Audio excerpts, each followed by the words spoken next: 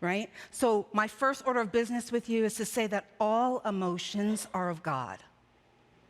All emotions are of God. All of them are a blessing. All of them are a blessing. See, any emotion is for us. It's for us to learn. It's for us to grow. It's for us to rejoice in awakening our consciousness.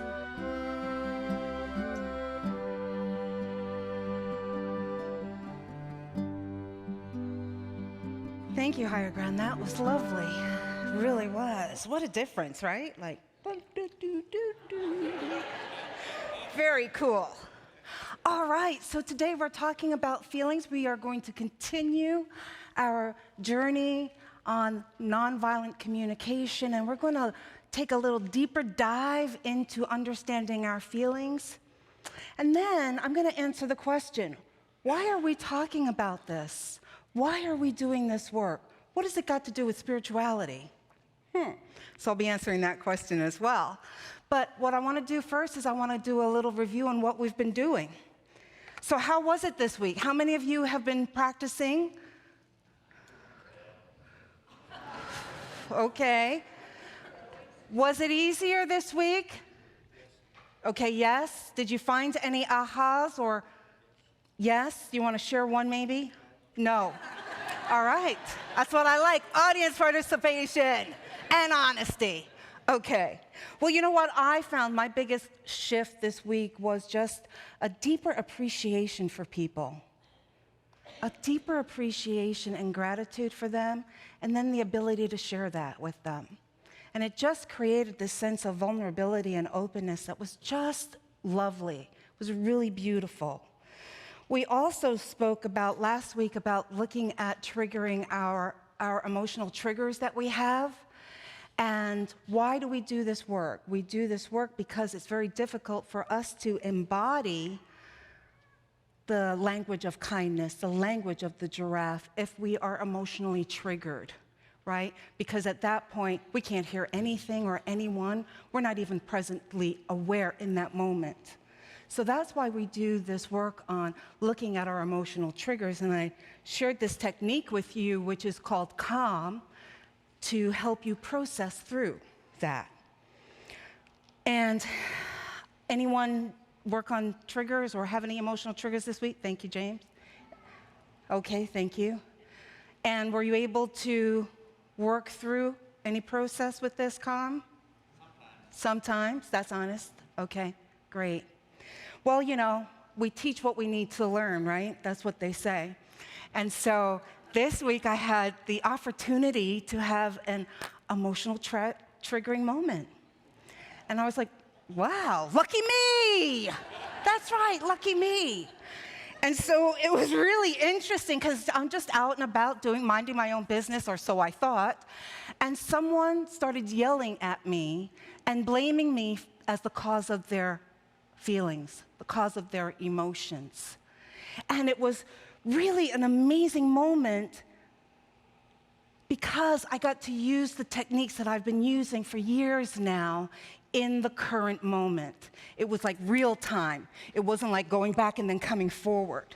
So I'm just here to tell you that these techniques work, and I'm just going to kind of walk you through what I went through. So, you know, I got to tell you, was I able to speak giraffe perfectly? No. No. Do I expect any of you to speak giraffe perfectly at this moment? No. We're learning together. But I was able to stop an emotional trigger from happening. And I gotta tell you, kudos, kudos, kudos. Oh, you're so fabulous. You're so fabulous. And it's a big deal. So the first thing I did is curiosity. Oh, that's an emotional triggering moment here. Huh. Is this a pattern?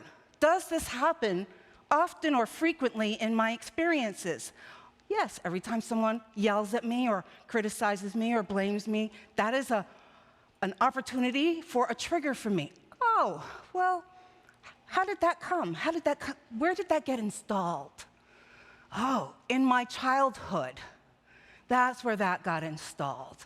And what I learned from that is, it's never going to be enough. It's never going to be good enough, right? So that's the trigger. And I was able to acknowledge that in the past, I've got two ways of dealing with the trigger is either I blow up or I shut down, right? Depending on what level of survival that trigger has pushed me into. And in either case, the reason for the blow up or the shutdown is for me to protect myself, right? That's the reason that we do this. And then I got to do life affirming, you know? In that same moment, I was able to just breathe into that. And I gotta tell you what that breath does that we take for granted so much, it stops the amygdala hijack, right? It stops me from going into this survival mechanism. Do I fight, freeze, flight, flop, fawn? What do I do? So it stops that whole process from happening. So now instead of taking me away from this actual connection, right? Now I'm present. Now I'm present. And in being present, I'm now able to engage. And I'm able to engage and go, my feelings are my responsibility, no one else's, right? I do not have to make this person into a monster. I don't have to get on the drama train of, how could they, right? I don't have to do that. But I could see that there's a hidden need that they're trying to get met, right? And in this way of trying to get their need met, this is what they've learned. This is how they've learned to operate to get their needs met. What does that do for me? Compassion, right? I'm now in compassion with that individual as opposed to being in resistance to that individual. And now I can say, why don't we talk again? And here's the date. Why don't we do it then? Are you available? Are you willing to do that? Very different outcome than if I was emotionally triggered. You with me? So I'm sharing my things with you to let you know that this stuff works. It works. Just keep practicing it over and over, and then it just becomes kind of automatic. I've been doing this for years, you know, and so it's taken me, I don't know, I want to tell you how many years to get into, oh, I can assess this and do this in the present time. Okay. The other thing that we spoke about was about heart coherence, being able to breathe in and through our heart space, right? So what does that do? It supports us in aligning. It supports us in our thinking, aligning with our hearts, softening. Do you hear the softening happening? Blending into the emotions, and now there's a totality, there's a wholeness. And now we're resonating in that frequency of love. And when we're in that frequency of love, we've got coherence going, yes, for ourselves, but now we have the ability to cohere with other people, right? Notice it's always starting with ourselves first before we're able to do that work with others. And last week we used the loving kindness meditation to support us in that coherence, and we'll practice that again today in meditation. All right. So now maybe some of you are still thinking, yeah, this is a workshop, Rev. Why are we talking about this at church? I'm here to do spiritual work. It's about spirituality. And yes, it is. And, you know, my calling is about how do we deal with life on life's terms as spiritual human beings. And so I want to go back a little bit and tell you that our lives are filled with conditioned experiences. Conditioned experiences in where we are taught that certain feelings are not allowed and not of God, right? And anything that we deny or make wrong or make unacceptable is a separation from God. Did you hear that? Okay. So as children, we may have been told, big boys don't cry or feel pain or experience fear. We may have been told as girls that we're not allowed to be angry or confident or empowered. And all those experiences have come to define what we think about certain emotions that there are these emotions over here are of God, and these emotions over here not. If I'm a typical male raised in our culture, it'd be easy for me to believe that strength and being powerful are godly attributes. I think they call it patriarchy. I'm just guessing. While as a typical female raised in our culture, I would believe that passivity and submission to patriarchal ruling is godly. And how do I get my needs met as a woman? Usually by manipulating, because I can't be empowered. And how do I get my needs met as a man? By overpowering, right? So I don't want you to leave here, go talk to your friends and go, Rev Cherie said all men are this and all women are that. That's not what I'm saying. What I'm saying is this is our conditioning in our culture. And then it's up to us to do our own work to actualize into the truth of what we are. So with that understanding, we humans become indoctrinated to see certain emotions are acceptable of God, right? So my first order of business with you is to say that all emotions are of God. All emotions are of God. All of them are a blessing. All of them are a blessing. See, any emotion is for us. It's for us to learn. It's for us to grow. It's for us to rejoice in awakening our consciousness. All of that. And emotions are simply a reflection of met or unmet needs, right? And if our needs are met, our emotions tend to be on the lighter side. And when our needs are not met, they're denser, simple. Now, even those of us who come in here to Unity, where we think we are, and we try to be spiritual practitioners, but we come in with all of those indoctrinations, right? So we come in here and we think, okay, if I'm spiritual, that means I should only have these lighter type of emotions, right? And then we kind of hide those other emotions that we think are not of God in the fear of being perceived as not spiritual enough. So I'm here to remind you, all emotions are of spirit. All. So, how do we get clarity? We get clarity, is that going to stay? Yeah, okay. We get clarity by figuring out first, what are emotions? Then how do we share those emotions? And all the times that we think we're sharing emotions, we're actually sharing our thoughts. Yeah. Here's what Rosenberg says.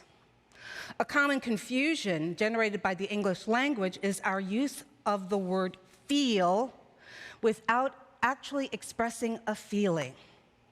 In general, feelings are not being clearly expressed when the word feel is followed by, ready? These words. So, if we use that, like, as if after the word feel, we're not sharing a feeling. So, for example, I feel that you should know better. Yeah. Not a feeling, right? It's got evaluation, it's got judgment, it's got criticism on that. Not a feeling.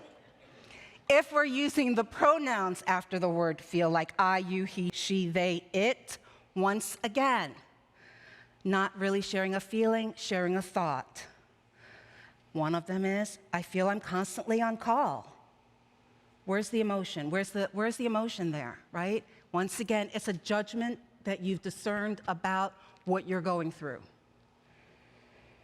And then finally, the names or nouns, if that comes after people, after feeling, then you're sharing once again a thought. So I feel my boss is manipulative.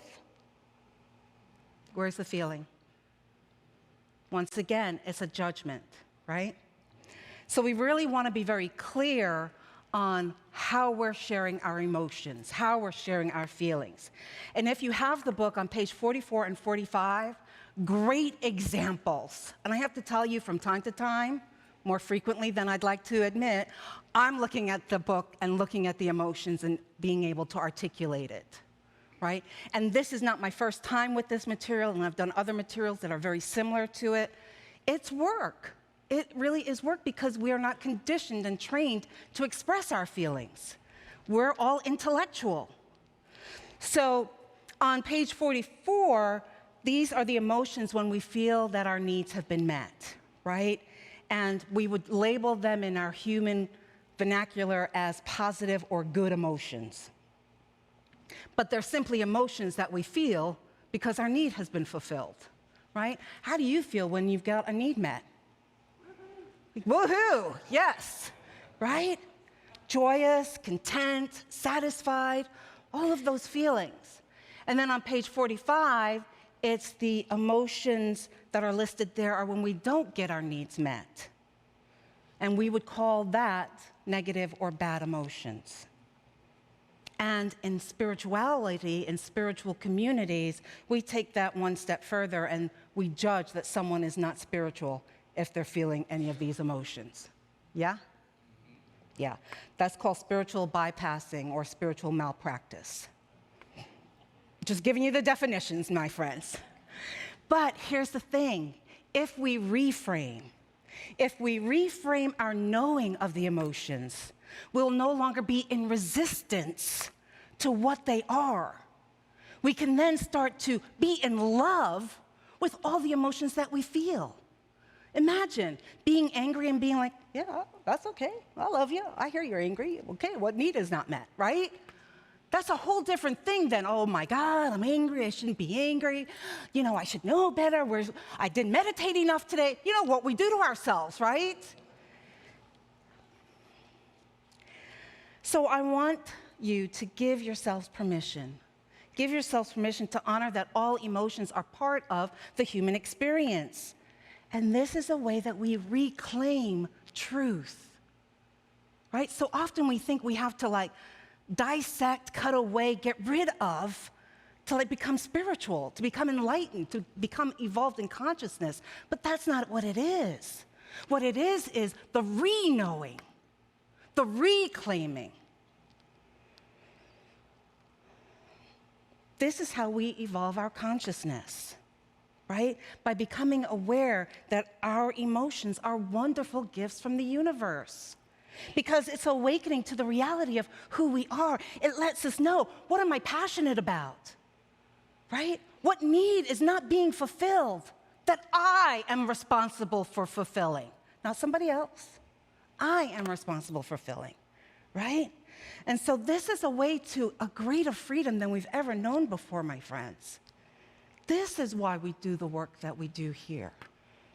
This is spiritual awakening. And you know my phrase, behold, we make all things new, right? This is spiritual resurrection. You know, we're waiting for the resurrection. This is it. Now, here.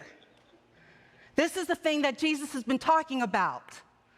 I'm referring to the book of John, chapter 3, verses 3 to 5. Jesus answered him, truly, truly, I say to you, unless one is born anew, he cannot see the kingdom of God. Nicodemus said to him, how can a man be born when he is old? Can he enter a second time into his mother's womb and be born? Jesus answered, truly, truly, I say to you, unless one is born of water and spirit, he cannot enter the kingdom of God. Resurrection. Okay. So, you know, whenever I use some sacred text, I've got to give you the context of that, right? So what is this? This is from the book of John.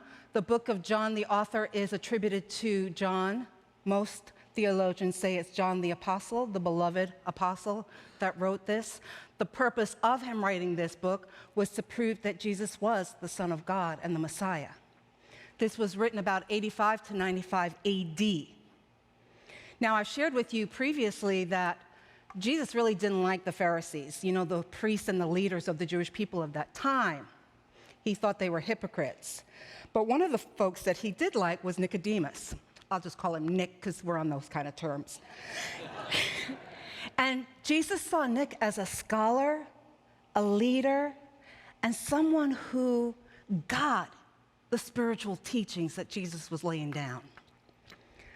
And they would converse in the middle of the night. And you're thinking, why are they talking in the middle of the night? Because it was dangerous for Nick to be seen hanging around or associating with Jesus. That was the time that they lived in. So they would just have these, Socratic conversations at night. And here in the verse that I shared with you, Jesus is schooling Nick. He's saying, just because you have the knowledge of my mission, of Jesus' mission, seeing the miracles performed as gifts from God, that's not enough. That is not enough. Nick, you got to be reborn. You got to be born again. So Jesus is saying to Nick, the only way to enter the kingdom of heaven is through a change in spirit. A change in spirit. What does that mean? Being born again means we begin anew. New aims, new passions, new purpose. To be reborn in divinity is having a life where we're communing with God. We're communing with the universe. And we are the manifestation and expression of that. That means we are love and light with whomever we engage in, whether we agree with them or not, simply because they are human, divine human, and there is only oneness. Not that I get passionate about this, my friends. Okay, take it down a notch. I went to John Sanford, and one of my favorite books is The Kingdom Within, and he adds some depth to this discussion. He says, while Jewish apocalyptists projected the kingdom of heaven into the future and saw it as a great event coming upon man from outside, Jesus saw that the kingdom of heaven begins within man and is initiated in the present time.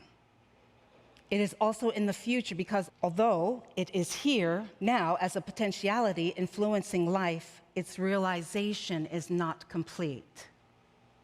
This is the resurrection, becoming the Christ. It's a reclaiming of knowing ourselves as we truly are, not as what our head thinks, not as what we've been conditioned to believe we are, but to be who we really are. Divinity in skin, the Christ. And the only way that we can access the Christ is in the present moment. So if we are continually emotionally hijacked, we're not in the present moment. We're constantly in the past. Got it?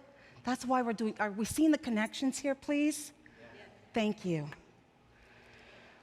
Sanford also says this. This certainly implies that the kingdom is a present reality to be entered into by the individual when he achieves such a radical transformation of his character that it is represented under the image of rebirth. This is why I do ministry. I do ministry because I believe radical transformation is possible for each and every one of us. I believe it's possible for us to be the Christ. Thank you. Thank you for being here. I'm so glad. And this is how I support you on the journey, by giving you tools, practical tools that you can use in your lives to support you in that transformation. So, you know who else believes in this? One of our co-founders, Charles Fillmore. In the book, Dynamics for Living, he says about the unity movement, we teach, and our doctrine is sustained by the teachings of Jesus, that rebirth is the unifying force of nature at work in its effect to restore man to its original estate. So this is not Rev Cherie going wild. No, right? This is just me supporting you in today's environment. Because spirituality, being the Christ is not something that just happens here in this community on Sunday. And then you walk out of here like, I got it. I'm holy now. I'm enlightened, right? And then you go in the parking lot, somebody cuts you off, and you're already giving them the finger, right? No. This is the work to embody kindness, embody being the Christ. So, I'm inviting you, allow all of your emotions, see them as the blessings that they are. And so this week, you're going to continue to work on the rest of you are going to continue the work of the language of kindness, the language of the giraffe, right? And then, commit to being renewed, commit to being the Christ, commit to being transformed. That's in the vision statement that you all said today, that this community believes in transformation, in that lives are transformed. That's why I'm here. That's why I was called here and brought here, because I believe it's possible. Namaste.